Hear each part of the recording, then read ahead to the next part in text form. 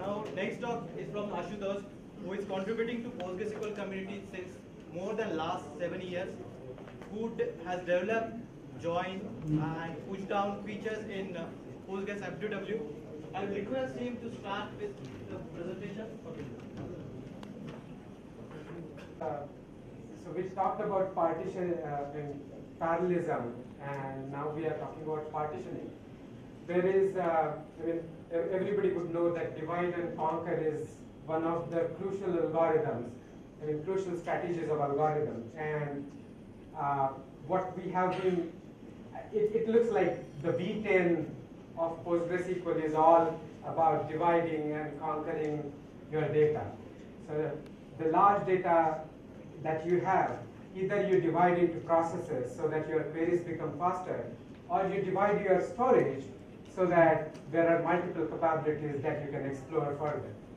So after we have seen how to divide it across processes, we'll see how to divide it across partitioning. Partitioning is an old technology. Many DBMSs have partitioning. PostgreSQL also has partitioning right now in the form of inheritance. So probably people know about partitions, why they are, but let's recap a bit. Why would you like to partition your tables? One of the reasons is that data becomes manageable. If you have like huge data, maybe in GBs, terabytes in a single table, it starts becoming hard to manage. And then if you break it up into partitions, then each of these partitions can be managed very easily. So that's one possible use case for it. We will see how bulk and load can be handled. Then the second thing is, since we already have the data broken down into partitions, the query optimizer and planner can take advantage of it. And maybe you can have each partition being scanned in parallel. Just as an example, but there are many things that become possible when you partition the data. You could exploit that partitioning for to improve the query performance. I think the third is kind of very similar to the first one, but it's one of the prominent use cases that I have seen is the data, especially maybe analytics data or even in OLTP. There are two big sets. One which is heavily manipulated data, which gets frequently modified, and then there is other set which is legacy data, does not get modified that much. And then if it's all sitting in the same table, you cannot do anything with it. I mean, all the data is crammed in one storage space. But if you can divide it in different storage spaces, you could keep the heavily manipulated data on faster storage and then the lesser manipulated data on some slower storage so that your applications perform better. With PostgreSQL's FTW infrastructure, this data can be actually stored into some other foreign server. I mean, you don't need to have it in the same box where your queries are running. It can actually reside on other storage, for example, Hadoop or something like that. We'll take some examples there. So how many people have used inheritance-based partitioning? Yeah, and so I mean they know about the pain that it takes to partition data through the inheritance.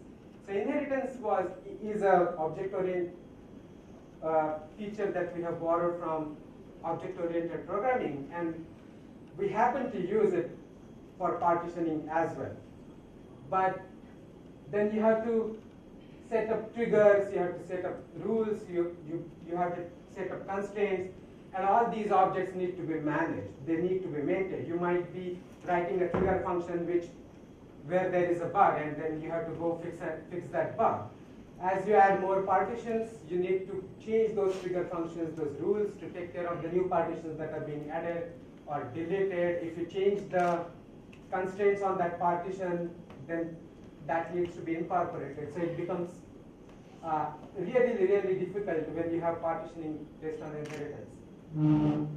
Similarly, the DMLs and the queries are not like faster. DMLs need to get routed through the triggers, which are expensive, and a lot of things. Some of the optimizations like partition-wise join, aggregation, they are not really possible with inheritance-based partitioning. And so there was a push in the community to get declarative partitioning, where you could just say, I want data for this to this range to reside in this partition, this to this range in this partition, or these particular values need to reside in this partition, these values need to reside in this partition, and then the database takes care of everything. It takes care of constraints or what are routing the tuples to the right partition and so on and so forth. So does it change the partition content? Let's say I change the value of a particular row, and that now fits into a different partition. Does it move the data automatically, or just behind the scenes? In the declarative partition, yes. I mean that's a feature that is being worked on. It's not right now in the database, but Amit Khandekar is somewhere around in this conference. He is working on that feature. So yes, I mean that there was a push in community to get declarative partitioning there, and there were multiple attempts that were made to get it there, and ultimately we have it in V10. So let's see what I'm going to do in this presentation is I'm going to focus more on the functional aspects of the declarative partitioning. What do we have with some examples? Obviously, the time that I have in hand is not enough to cover everything related to partitioning. I might have to just not talk about the query performance, but if you have any questions, I'll be around to take those up.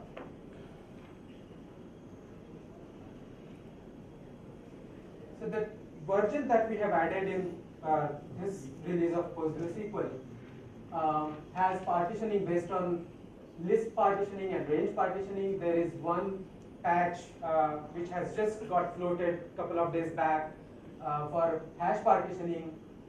In fact, there are two patches that have got floated for hash partitioning. So we'll probably have hash also. The partition key can be a single column, multi-column. It could have expressions. We also allow to partition the partitions themselves.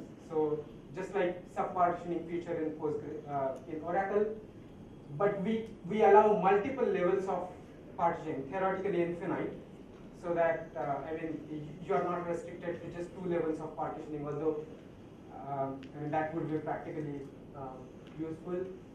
But unlike Oracle, we allow each of these sub-partitions to have different strategies. So your top level table could have range partitioning, but the second level partitioning can use, one of the partitioning strategies would be range, the other would use list, the third would be unpartitioned. So you can have all the mix and match that you could possibly imagine with this kind of partition hierarchy. Just a glance, I mean, since it's open source, we can really talk about what went into development. Somebody can really see what was there in the being developed, and you would see that there were many efforts that happened to get declarative partitioning in community. The last effort, I mean, at least I remember there were 3 or 4 previous efforts that did not make it into the code. But the last effort was started somewhere around August 2015, and then December 2016, the code got committed, and the committer is in this room. So a really big applause for him. But a bigger applause for Amit, who wrote the patch. Yes, yeah, I'll come to that. So, I mean, Amit Langote, who worked from Entity, he really pushed it hard through all the reviews that I did. Many of the people from Enterprise DB say, no, this is wrong, this is right, and he really keep updating the patches so that they are acceptable, and ultimately we have this great feature in the community. Now that we have the basic partitioning, we are also seeing many patches proposed for enhancements to that stock partitioning that now we have. So I think a couple of more releases, or in fact more than that, we would see the development happening in this area. Could you explain more about list partitioning, range partitioning? Okay, so I have examples with range partitioning. Maybe in those I will annotate those things with list.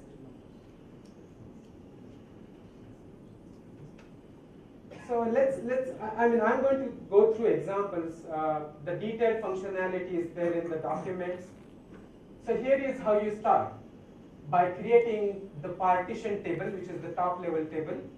And it's a shell, there is no data in it. You just say that part tab is a partition table which uses the range strategy, and the column on which, the partition key is C1. You could as well say partition by list and C1 if you want to have lists for those. And now you start, so this gives a shell, this gives a skeleton, and then you start adding the data to it. So the create table syntax has been modified to add two more clauses. One is partition off, which specifies which top level table this table attaches as a partition. And the second clause, which is for values clause, which tells for what range of values, for which list of values this partition will hold the data for. So you will see we have created two partitions, but that it does not stop there. I mean, there is a table space clause to the create table command already, and you can say table space T1, table space T2, and then those partitions would reside on different table spaces, which can be different mount points, or kind of storages that there can be. Do I have to necessarily say partition by clause there when creating a table? The top partition table, yes. Otherwise, it wouldn't know that the table is partitioned. On any of the existing tables which I created without this clause? No, I didn't get that. Can't I create the partitions for an existing table which did not have this clause? No. I mean, not through this method. There is inheritance for that. But does it allow overlapping values? Like in this example, I think 100 is overlap. No. It detects if you give overlapping values. So, for example, if you say 0 to 100 and then you say 50 to 100 is overlap in this case. Oh, okay, yeah. I think I should clarify that. No, So but that, will it fail? That's the key question. yeah, if you give overlapping ranges, then it will fail and tell you actually where it collides with. So what will it do if it finds a value, new value, say 201? Sorry? If it finds a new value, so let's say 201. So Yeah, then right now it will fail. It will say that cannot find partition for this particular row. The logging, how does it happens? Because when we query the base table, if I give certain range, let's say 0 to 100, so how does the logging work? Do you have a log across all the tables? Or only base? I'll come to that when I talk about queries. Can we give the criteria as well for the partition? Sorry? Can we give the criteria greater than something, less than something? So range. Yeah, that's the range. The from clause is the range for values. Can you define a max value partition? Something to all range. Max value, yeah, there is, I think, infinity that you can specify for max value. The positive and negative infinities you can specify. Okay, so the next thing I have is, if you have an existing table, so you don't need to create always, when you want to add a new partition, you don't need to create a new table. If you have an existing table which fits in the partitioning scheme, and you know the range of data that the table holds, then you can just say that attach this table to an existing partition table as one of the partitions. And we have alter table syntax improved to say attach partition, give the name of the existing table, and then tell the range of the values for which it will act as a partition. It would be good if you have already a check constraint on that existing table, so that then the database knows that it does not have to go and check all the values for compliance. But if you don't have that, it will go and check the values for you. Now, we talked about bulk load and bulk delete, and this is an good example when you want to load chunks of data, large chunks of data into an existing table. With partitioning, if your partition scheme is such that the new data that you want to add is always completely resides on one given partition, you could do one thing, that create table, bulk load the data, and then put that partition into the partition table, so that the rest of the partition continue to be accessible. They are not locked like you would have when it's an unpartitioned table and you are loading the data. It breaks your DML and concurrent activity, select activity. Similarly, if you don't want any partition anymore, you could just say detached partition, and it will be detached from the table. So that goes for the bulk delete. If you want to just throw away large chunks of data from a table, then you could do that. The table still remains in the database, so you will have to go and explicitly drop the table, but it's no more part of the partition table, and the data will still be there in the table. It won't be shown as data in the partition table, but it will be there. There are just multiple use cases where you could use this kind of feature. So no way to remove the data when I drop the partition. I can just detach it. Can I drop it? Yeah, after detach you can drop table and No, the partition. there is a way to do that. If you just directly say drop table and say ext part, it will detach and drop it. So there is one way, but that's probably riskier than this two-step method. What if you just drop and you think, no, I need that partition. Can I detach the detached partition? Yes. You can do it, right? Yeah.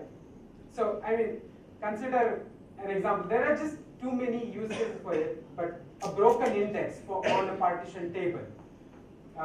What you can do is take that partition offline, build the index, and put it back, so that the rest of the activity is not hampered. So this as of now is, do you support both horizontal and vertical partitioning, or it's only one of them that it is? We'll come to horizontal partitioning in a minute. So the partitions are just like tables. For most of the use cases, you can add constraints, defaults, indexes. They can have different storage parameters for themselves. As we have seen, table spaces can be different. You could vacuum. The utility commands can be run on each partition separately. So you don't need to run vacuum on the whole table, lock it for entire duration of vacuum. You could schedule your vacuum so that each partition gets vacuumed independently, and the rest of the table remains available for the DMLs and the concurrent activity. Okay, this should probably answer the question about horizontal scalability. I told that the partitions can reside on foreign tables, and back in 9.1, PostgreSQL introduced a feature called FDW, foreign data wrappers, which allowed to access data residing on some other server to be as good as sitting in the PostgreSQL, as a PostgreSQL table.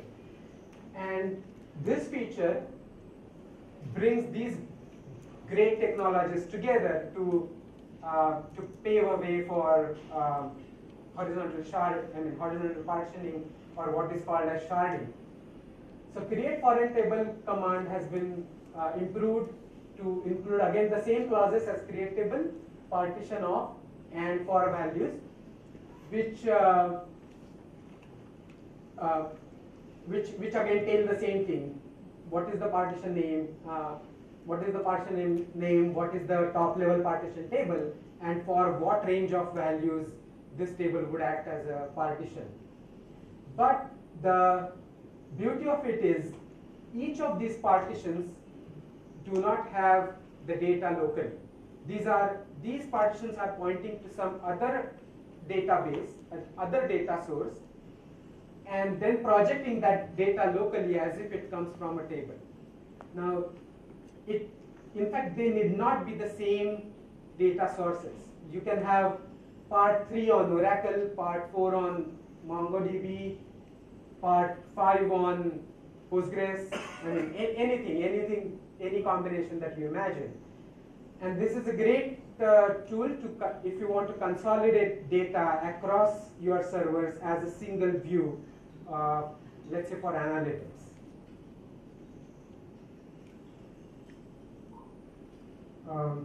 Okay. So one question. So if we already have tables partitioned with inheritance, so once we upgrade to this V10, is there a way to convert them?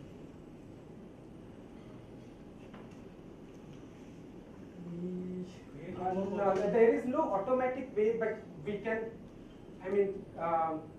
what needs to be done is you basically create the partition table and attach those individual child by detaching them from the inheritance tree into this new So partition I have to break table. the inheritance and I have to break the inheritance, take them as individual tables and attach them. Right. It's like a downtime, but it's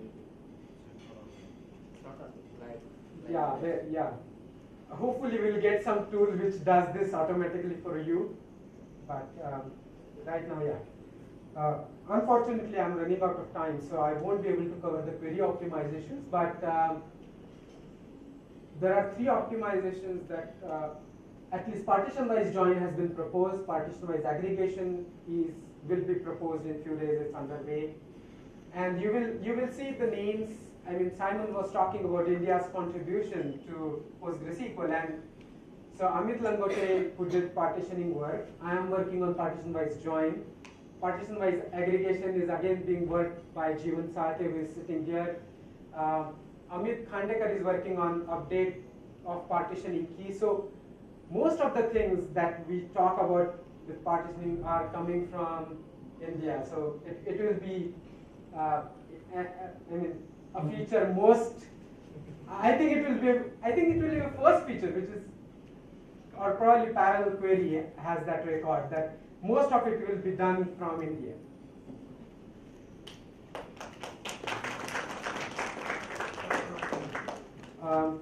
Okay, I'll just spend few minutes giving some hints about partitioning, when to use, how to choose partitioning key, because it's important to partition data wisely.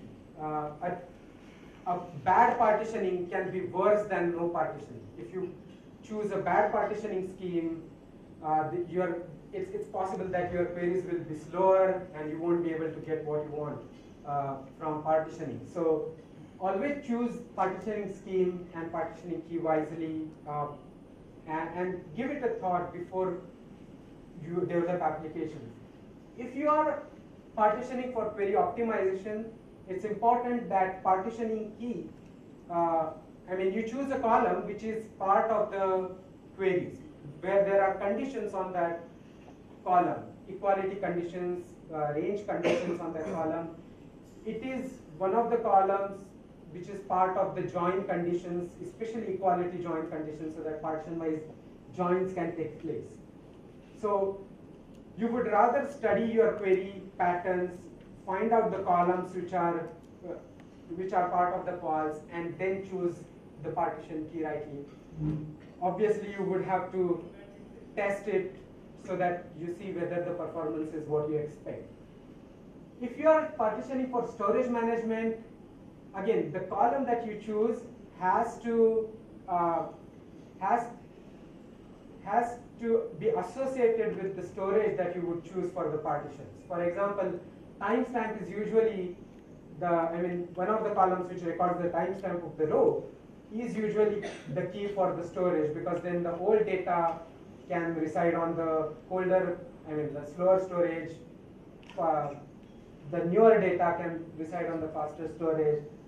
If you want to do bulk load and delete, then the condition which is deciding what data gets loaded or what data gets deleted would be rather on the partition key of so that you can bulk load and delete the data. And obviously the feature is new. It's being developed, so there are many limitations right now. If you want your applications to work just right now, it may not be the right time. You might want to wait for certain features to be there. For example, we don't have triggers right on the top partition table, although you can define triggers on the partitions. There is no split, merge and exchange partition feature, no global indexes. Foreign partitions are not yet there because inserts do not route the tuples to the right foreign partition. Asset properties are not really maintained, so they are mostly the they work with the case as told about that consolidation. But none of these limitations are something that cannot be removed and will be permanent. I mean, we are already working on some of these, which will be available in next few releases. With that, the presentation ends. If you have questions, we can take them. When we can have this further lectures coming up where we can think of going some and I think global indexes is a big feature. It will take some time. But split merge and exchange would be available, I guess, within 1 or 2 releases. The foreign partition, the first one is not that big a limit. I think we will get rid of soon. The second is again a big thing. It's almost like the foreign partition can have my own index. not on the local server. On the foreign server, they can have it. But not on the local. No, that's another feature that is being developed under AWS. Because I'm using it for warehouse here. What you have in the primary side may not be fitting my needs. I might want to have a different index. Yes, I completely agree. But I think we work around that by doing some clever and optimizer, and we try to infer which of the columns would be, if you put conditions on those columns, they would be faster, sorts, and so on. So we try to do that. That is the second problem is that what if the database under consideration is not supporting state are you using that same way? Yeah, so in that case, we won't, at least right now, we don't have any solution.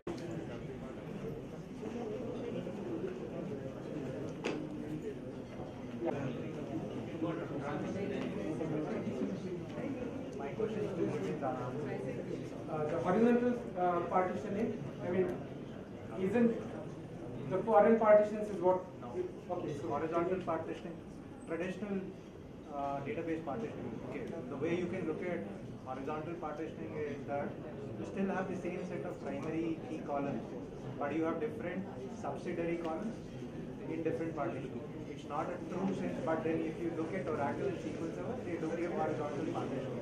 So your query optimizer itself is intelligent enough to chain all those tables and allow you to do a is it something similar to columnar columnar partitioning? I think you were talking about multiple partitioning. Yeah, you can call it both ways. Yeah, Different vendors call it it's a completely different feature which is being proposed in community for quite some time. Columnar storage. Hopefully, we'll have it also along with this. Is multi-level partition is supported? Yes. Multi-level partition. Yeah. The use case is something like there is a main table. I can partition based on user IDs, and within that user IDs, I can do a partition based on timestamp, so that I can drop that sub-partitions based on that. Is that possible? Right? Yeah. And what about the logs? Because right. currently what I observed is when I am querying a base table but giving a specific constraint or logging on every table even though I am not querying, which leading to the, if I have more than 3000 partitions per a table, it leading to the FD limit crossing at OS level.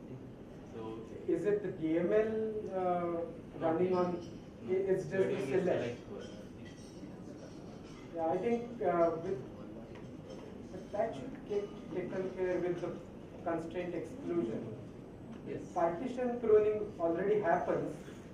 Partition pruning, if you want to, if I want to hold the data for a longer time, let's say I'm creating timely based partitions. So every 5 minutes if you create partition, I want to see 1 month of data.